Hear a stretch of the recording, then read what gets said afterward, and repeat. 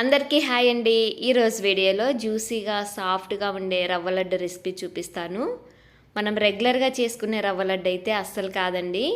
నోట్లో వేసుకుంటే అలా మెల్ట్ అయిపోతుంది. చాలా సాఫ్ట్గా జ్యూసీగా ఉంటుంది. పాలల్లో రవ్వ నానబెట్టి ఈ ప్రాసెస్లో ఒకసారి ట్రై చేసి చూడండి, మీకు కూడా నచ్చుతుంది.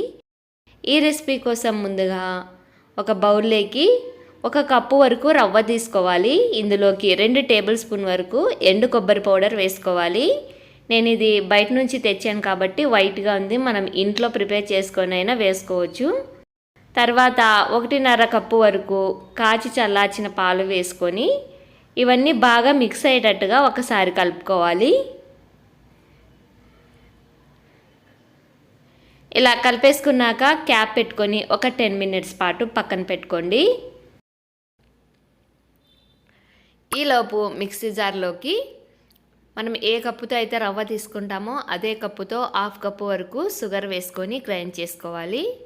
తర్వాత ఇందులోకి 4-5 వరకు ఇలాచి కూడా వేసుకొని ఇలా గ్రైండ్ చేసుకోవాలి.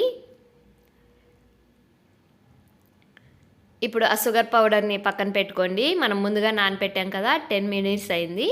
చూడండి, కొంచెం పాలను అబ్జర్వ్ చేసుకొని రవ్వ కొద్దిగా గట్టిగా అయ్యి ఉంటుంది. ఈ రవ్వని ఒకసారి ఇలా కలిపేసుకొని స్టవ్ మీద ఏదైనా కడాయి పెట్టుకొని అందులోకి 1/2 కప్పు వరకు నెయ్యి వేసుకోవాలి.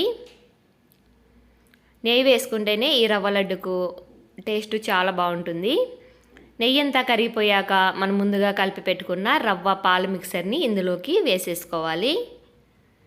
మీడియం ఫ్లేమ్లో పెట్టేసుకొని ఇది బాగా గట్టి కన్సిస్టెన్సీ వచ్చే వరకు కలుపుకుంటూనే ఉండాలి కంటిన్యూస్గా. రవ్వ కాబట్టి చాలా త్వరగా గట్టి పడుతుందండి, ఎక్కువ టైం కూడా తీసుకోదు. చాలా ఈజీగా పాకం పట్టే పని లేకుండా, టెన్షన్ లేకుండా హ్యాపీగా ప్రిపేర్ చేసుకోవచ్చు. టేస్ట్లో అస్సలు కాంప్రమైజ్ అయ్యే పనే లేదండి. చాలా సాఫ్ట్గా టేస్టీగా కుదురుతుంది. మీరు ఖచ్చితంగా ట్రై చేయండి. ఈ ప్రాసెస్లో మీరు ట్రై చేస్తే ఎలా వచ్చిందో మీ ఫీడ్బ్యాక్ని నాకు కామెంట్లో చెప్పండి.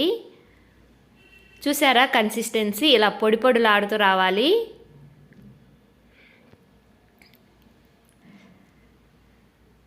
ఇలా వచ్చాక స్టవ్ ఆఫ్ చేసేసుకొని దింపేసుకొని కొంచెం చల్లారనివ్వండి. మరీ వేడిగా ఉంటుంది కాబట్టి మనం చేత్తో తాకగలిగినంత వేడి వరకు తగ్గాక చేత్తో ఒకసారి బాగా కలుపుకోవాలి.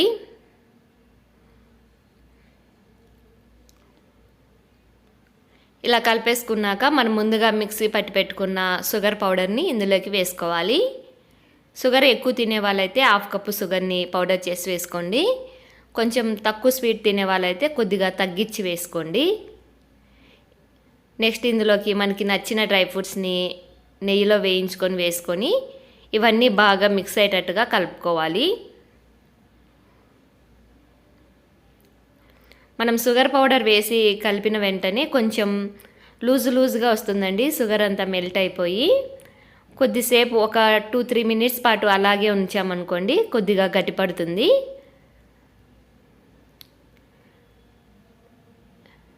ఇలా కొద్దిగా గట్టిపడాక మనకు నచ్చిన సైజులో రవ్వ లడ్డులాగా చుట్టుకోవడమే.